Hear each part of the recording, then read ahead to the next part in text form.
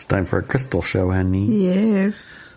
Welcome to another episode of Driving to the Res.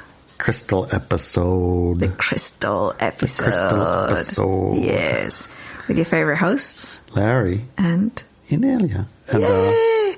And the Crystal Collective. I love it.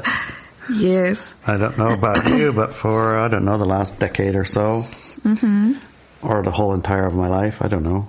Mostly when I found that there was such a thing as crystals from that point forward. They've been a bit of an obsession, I guess. Yes. If you look around our house, that's one of the things. Remember you talked about that or taught that? If you want to know about your connections or something, look around the house and see what you have a lot of. Yes. I mean, you cannot look any direction. In our house, you can't see, look in any direction at all without finding rocks, crystals. Beautiful, beautiful rocks and crystals, ones stones. We've found, ones we've collected, ones that have been given to us. Yes. And I don't know, but maybe 2011 or so, and 12, somewhere around there when I met you, I'm sure I must have shared my crystal pictures with you. Yes. Which probably blew your socks off, huh? Just say yes. Yes. That's right. Because they were live. Yeah. Those pictures shocked me. Because I was looking at these things like you're looking at the crystal ball, right? And we all have heard the stories. You get a crystal ball. You can see my crystal ball. Yeah, is this one mine or is this one yours or is this one ours? If you're listening, then Larry's showing in the camera. He's showing a natural crystal ball, quite large. Quite a large one. It was clear this morning and now it's turned foggy. Foggy, which is super fascinating. I just took a video in it, right when you brought it down to, what was the word? I was checking it and it had rainbows inside, which is a message from me, from the crystals to me. It's like, hey, take a picture, take a video. So I took a little video and a cat showed up, cat person. Yeah. It wasn't a cat. It was a cat person. Yes. And the cat person was looking at off of that way. Yeah. And then turned his head and looked straight at us. Yeah. I got a video of that. I was just like, oh my goodness. Hi, beavers. So anyway, I'm showing the crystal ball that showed up in it. It's a curious thing in the past with these crystals. I had a crystal ball that I traveled all over with. I used to carry it in my sock. Yes. I mean, not the sock I was wearing. No. A special thick sock that was protected. So that it would specially not break. Yes. And it'd be protected and I could pull it out wherever I was. Right? And infuse it with some energy, a thought, an idea, a person, a situation, something that maybe I wanted to explore or have more information about, or just for pure sakes of, I wonder what's here. Yeah, curiosity. Right. So I remember I brought it to Lake Crescent and I put it in the lake. Yeah. And it went magic. Yeah, literally the most incredible picture of a rainbow swirl lake spirit you have ever seen in your entire life. Just blew me away. Another time I was curious about Gaia, really. And I put it in the yard and it took a picture and it was literally eyes of Gaia looking back at us. Wow. It was so intense. And another time I took this picture and it was right after I'd activated that crystal ball. And it was one of the first images that appeared.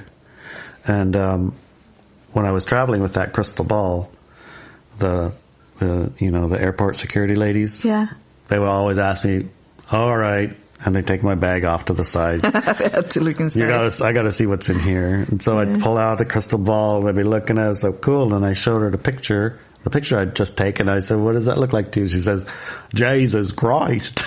Yep, it's Jesus, all right. There's a picture of Jesus as angel. Oh my goodness. I mean, it's unmistakable, right? Yeah.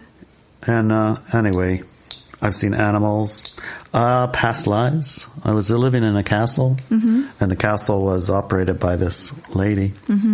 And the lady was telling me some stories about her experience in the past, and she was related to Kurt Cobain, not as a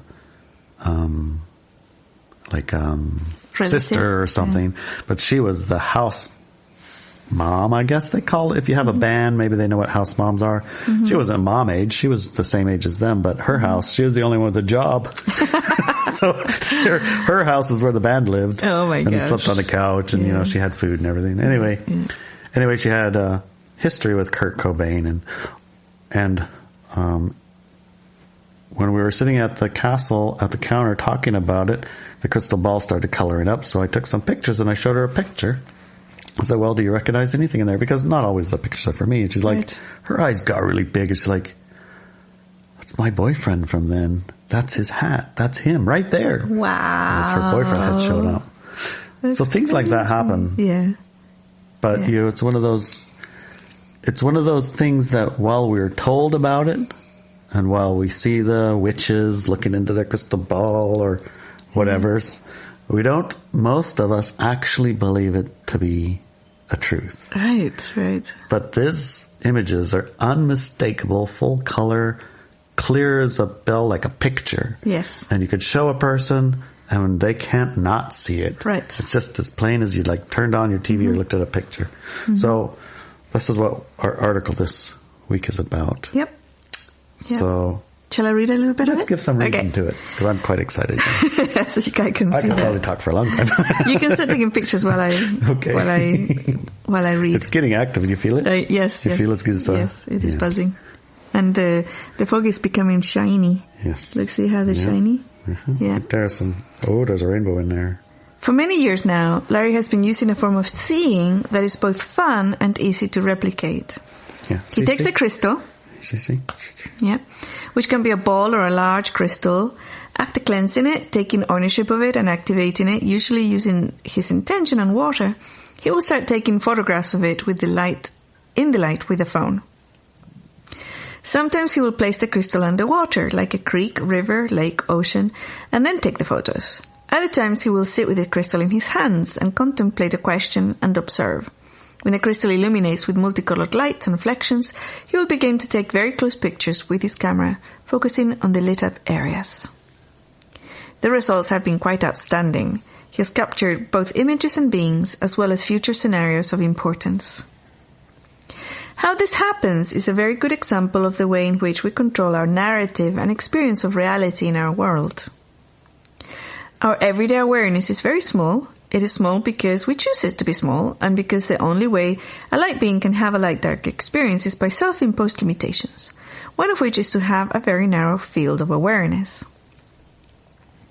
As we start expanding our awareness, and yes, all our classes, tools, exercises, and meditations are designed for that purpose, we're able to start seeing and recording beyond the limitations of awareness, sense perceptions, we're used to.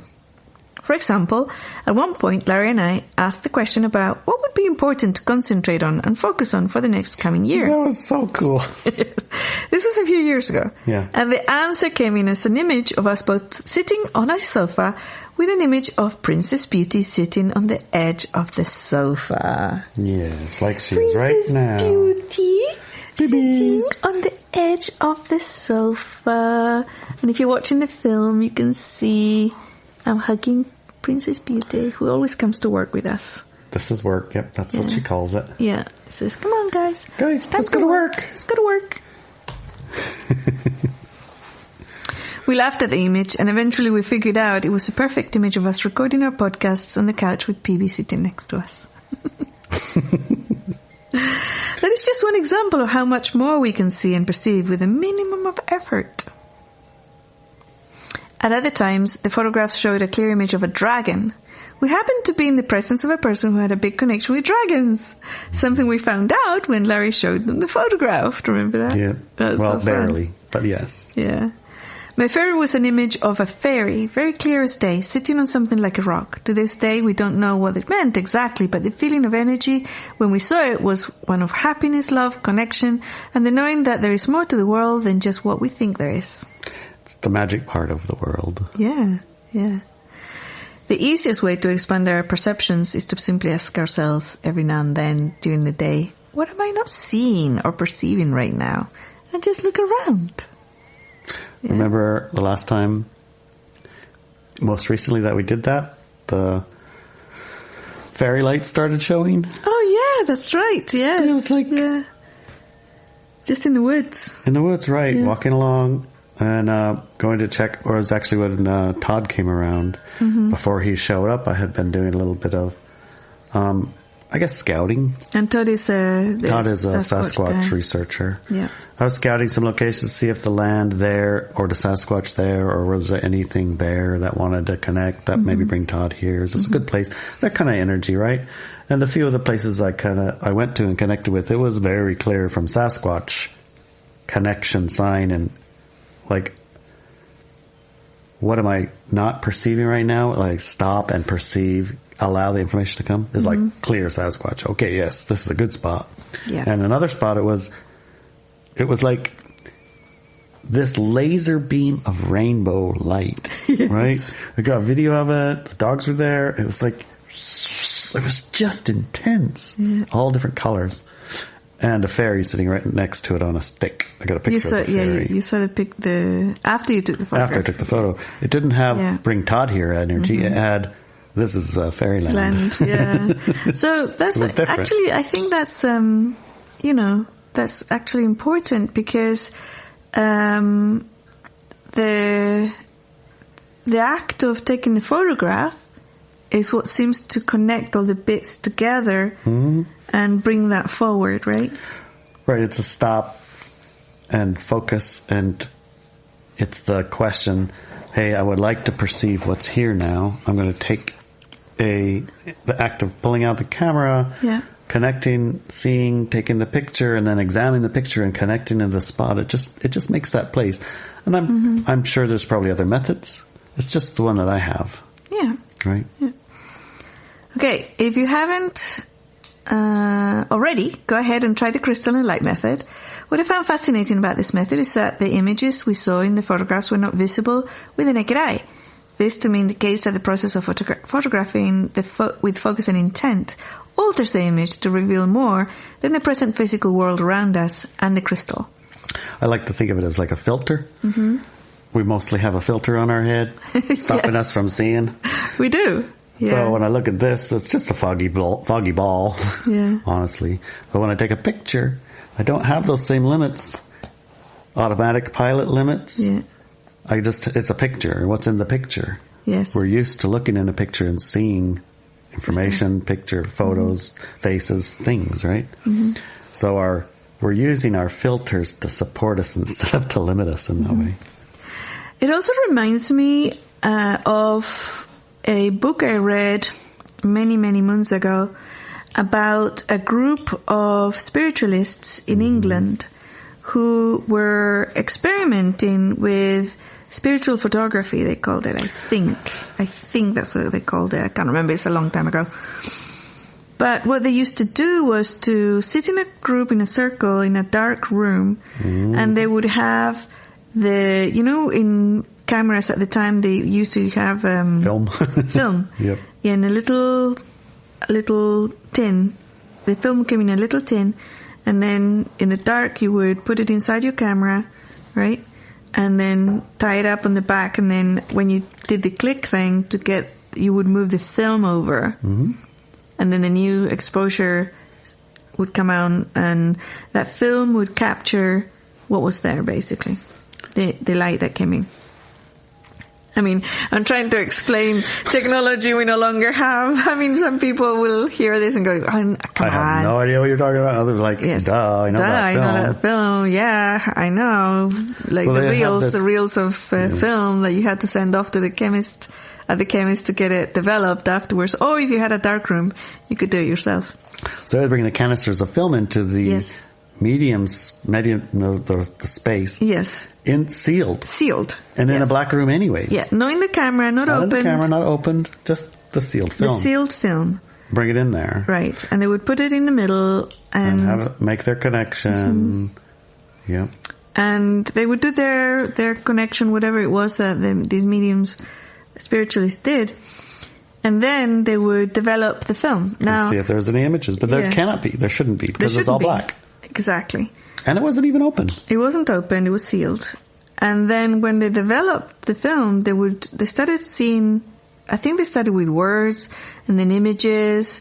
And again, images of people who had or passed on, died, and other things. Things that were related to the experience that they had just had, right? Yeah. It was like a way for the messages to come through. Right. And they really, controlled.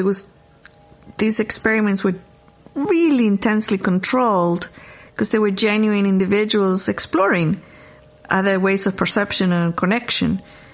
So they were really, really controlled. And what fascinated me about that book was that the book that I read had been written at that time. And it's like they were super excited about continuing with these experiments. And then I think some of the government agency had become interested in it. Someone became interested in it? Yes. And then crickets. Crickets, yeah. I looked for this future books, that they might have written and stuff, or how it concluded, or what happened after, with them, with the group, with everything. Kind of lost the trail. And it's the trail was kind of covered in weird stuff. They talk a little bit about drama and about the group dissolving, and it was just didn't make sense. It didn't ring true. Mm-hmm. And I don't know what happened. Some of them died in old age or whatever. I don't know. It was covered in mystery, and it's what I could find was so little. And what happened with all their data and all the information and all the things they did? I don't know. But it reminds me a little bit of that.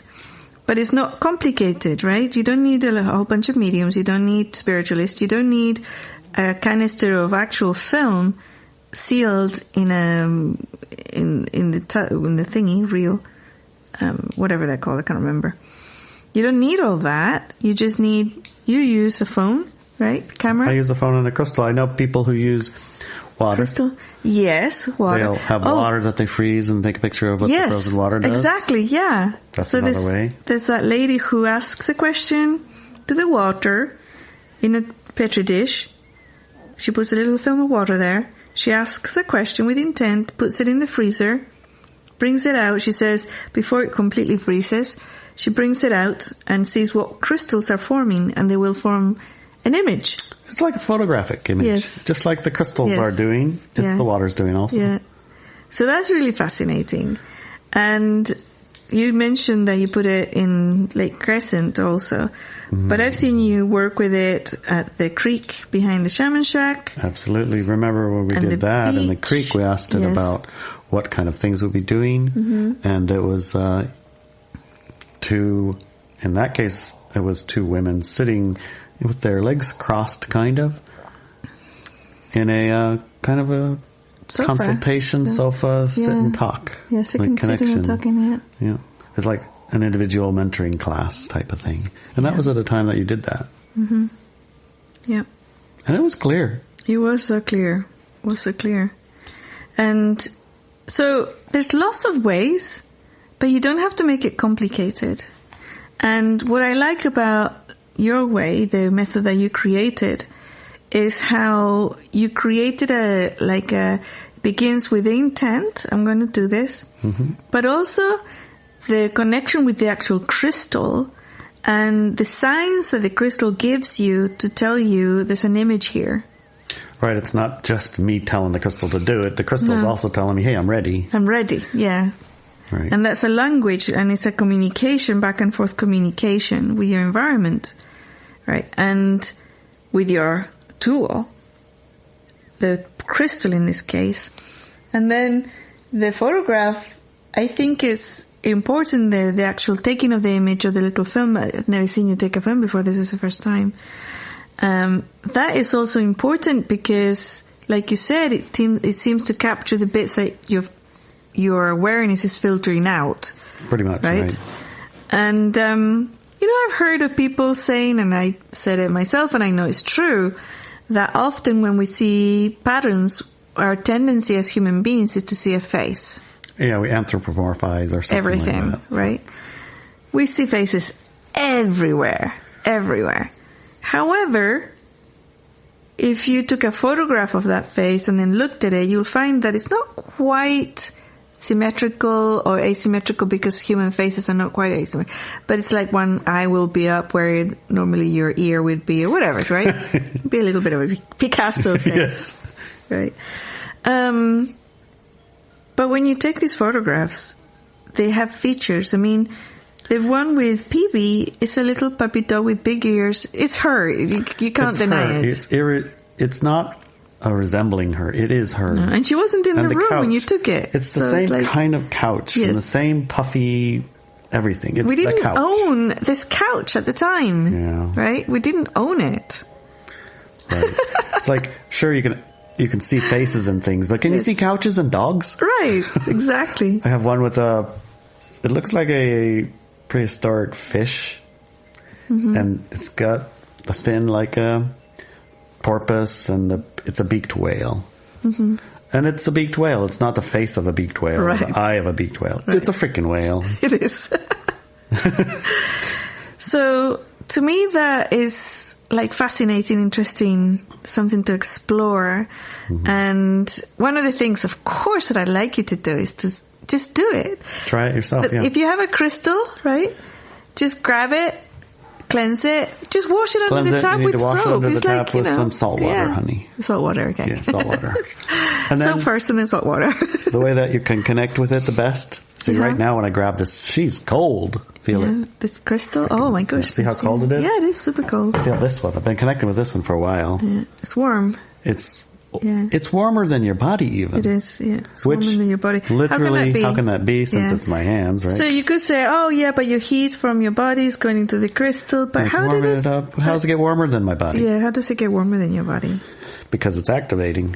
So you hold it until you can palpably feel you've energetically connected, and it's gotten warm. That's going to activate it. That might take a day, might take 2 days, might take 3 days. At some point, you'll know, because this crystal will have rainbows active in it. Yeah. It won't necessarily be, it could be gold even. Yes. All different kinds of colors. It's a little bit like our mic. Yeah. Our mic changes colors. But and then the you'll lights, know. you'll know. That's how it's telling you it's active and ready. Then you take your phone, put it up to it, right up next to it. Make it easier for yourself. Move it around until the activated colors, and it's in focus, and the colors are very, very, sharp, best sharp. And then take a few pictures. And when you've done that, after you've done that, then look at the pictures. Right. And see what you find. Yeah. And then you can check with other people. Yeah. Sometimes you don't see anything until you show it to another person. And they go, oh my God. And they show you, here's their whatever. Look. And then, they do. I've seen that happen so many times. Like, oh my God, how could I not see that? Yes, yeah. So, it helps to have friends with it too. So don't be shy. But you've done a lot of work by yourself, which comes out with amazing stuff. I remember, just the other day, one with Tattoosh Island with the lighthouse on it. Oh, yes. And that's not an eyes. Lighthouse. That's not a human face. It's not like I'm not seeing faces here. No. That's a lighthouse on a frickin' island with the light coming off. Yes. Okay, it's impossible not to see. Yeah. The Jesus Christ one has a cathedral. Yes, it does, yeah. Right next to it. A cathedral with a bell tower. Yeah. Yeah, so give it a go. I think probably we'll figure out how to share some of those images. Where would you say that it would be at? Well, I'm hoping you'll start selling them so that people can have them in their homes. Oh, that'd be fun. Yeah. So, if you want to buy one of Larry's pictures, send him a message on Telegram, our public channel on Telegram, and then we'll encourage him to get organized and get it done. Get organized and do it. Yeah. He's getting all shy now. He's getting all shy. But they're so beautiful and they're so inspiring. Some of them are just outstanding. The pictures are so intensely vibrant. They are vibrant and alive. They are a form of that connection, right? We can use several forms of connection. And that is one of them. The connection that comes through by the crystals and the crystal collective and how they're showing us stuff that I think you could even make a special collection for our listeners. Yep. Well, I'll try and figure out where. Probably it'll be on a Telegram channel for our podcast. Mm-hmm. We'll post and I'll post there. A few pictures there. Yeah. So people can get an idea of what we're talking about and just be able to see it. So if you're listening to this, the place to find the pictures will be probably go to Inelia Benz on Telegram. Yeah, Larry's going to post some of his pictures there. And post him a little message. Larry, I want to buy one, so that he gets organized and gets some really beautiful high definition. I can see them maybe on those little metal yes, kind of exactly. prints. A metal print with those colors. Wow, yeah, that'd be pretty cool. Yeah, it'd be pretty cool. I think that would work. It would. Right. And then we can have some of that magic in our homes. Alrighty. Instead of just on your phone.